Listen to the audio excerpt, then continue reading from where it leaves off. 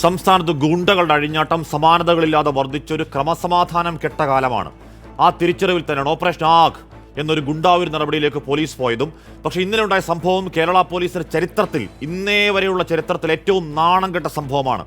ഒരു കുപ്രസിദ്ധ ഗുണ്ടയുടെ കക്കൂസിൽ നിന്ന് പിടികൂടിയത് ഒരു കോൺസ്റ്റബിളിനെയോ SIയോ അല്ല.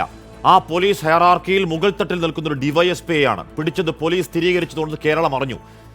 ഏതൊക്കെ ഗുണ്ടാ നേതാക്കളുടെ അടുക്കള മുറിയിൽ, തീൻമുറികളിൽ മൃഷ്ടാനം ഭക്ഷിച്ച് സൗഹൃദത്തിൽ വാഴുന്ന നമ്മളറിയാത്ത എത്ര ഡിവൈഎസ്മാരുണ്ടാകും.